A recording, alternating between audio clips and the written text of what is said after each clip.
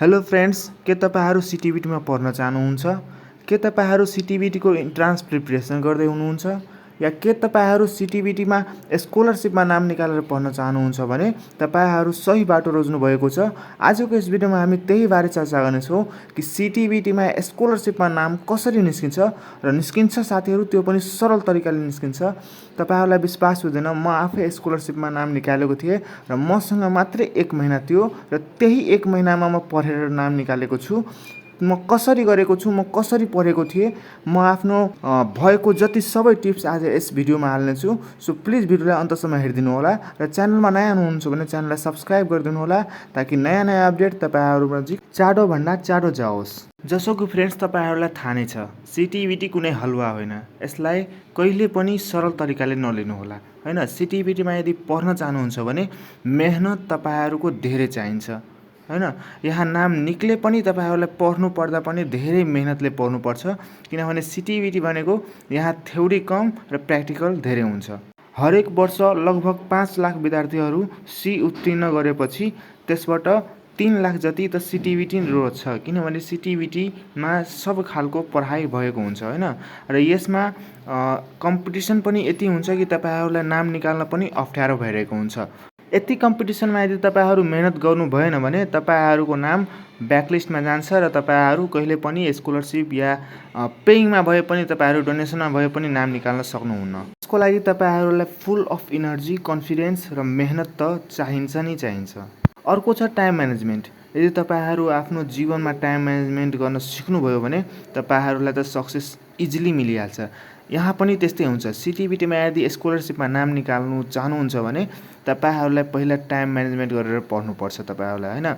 बिहानको कम्तीमा 4 बजे उठेर 7 बजेसम्म पढ्नुस्, 3 घण्टा त्यहाँ दिनुस् र कम्तीमा भयो भने साँझ बेलुकातिर पनि 4 घण्टा पढ्नुस्। यति पढे तपाईहरुलाई 1 महिना पनि यदि 21 दिन पनि तपाईहरु यति राम्ररी पढ्नुभयो भने स्कलरशिपमा मज्जाले नाम निस्किन्छ तपाईहरुको। त्यसपछि हामी कुरा गर्छौं सोर्सको।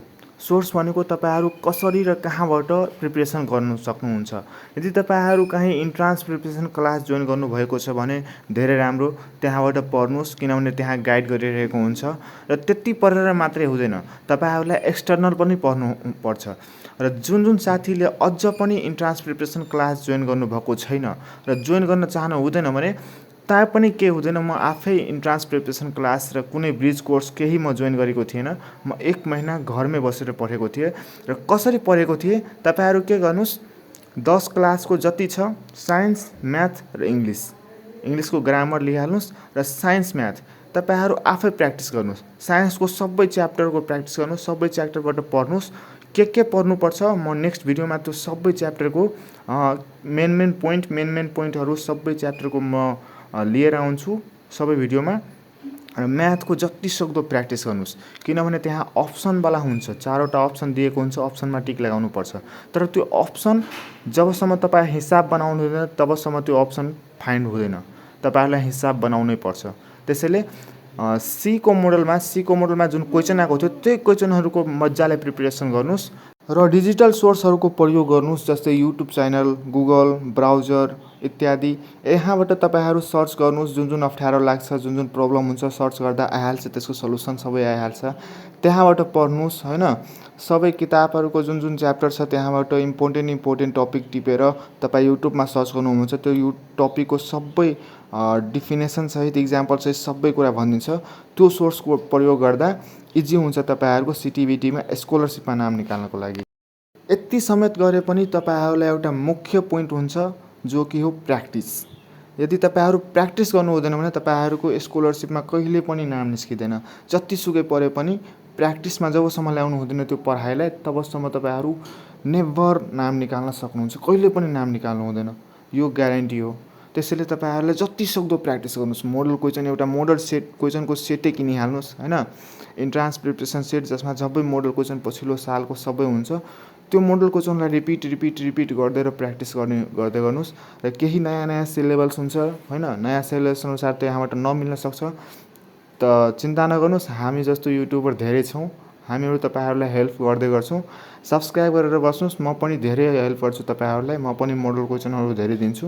मसँग आफै नैका सिलेबसको सेट छ, म त्यहाँबाट फोटो खिचेर तपाईँहरूलाई प्रोभाइड गराउने गर्छु। सल्युसन पनि प्रोभाइड गराउने गर्छु। यसरी तपाईँहरू प्र्याक्टिस गर्नुहोस्। केही समस्या भए हामीलाई सोध्न सक्नुहुन्छ, हामी तपाईँहरूलाई जहिले पनि हेल्प गर्नेछौँ हैन। यति गरिसकेपछि तपाईँहरूलाई 100% स्कलरसिपमा नाम निस्किन्छ, यो मेरो ग्यारेन्टी हो, म आफ्नो अनुभवले भनिरहेको छु हैन। तर तपाईँहरूलाई मेहनत, टाइम म्यानेजमेन्ट, प्र्याक्टिसिङ र सोर्स, यो चारवटा कुरा दिमागमा राम्ररी बसाउनुपर्छ र राम्ररी युज गर्नुपर्छ यसलाई। जबसम्म यति तपाईँहरू युज गर्न सक्नुहुन्न भने तबसम्म तपाईँहरूको स्कलरसिपमा त के पेइङमा पनि डोनेसनमा पनि नाम निस्किँदैन, यो ग्यारेन्टी म लिन्छु। यति नै थियो आजको भिडियोमा। तपाईँहरूलाई कस्तो लाग्यो, राम्रो लाग्यो भने लाइक, शेयर र सब्सक्राइब गरिदिनु होला। र नेक्स्ट भिडियोमा हामी यही सम्बन्धी नयाँ अपडेट ल्याउँदै गर्छौँ हैन। सीको रिजल्ट सम्बन्धी, एनईबी सम्बन्धी या CTEVT इन्ट्रान्स प्रिपरेसन कोर्सलाई अगाडि बढाउँदै गर्छौँ। ल त guys, keep supporting, love you, by by.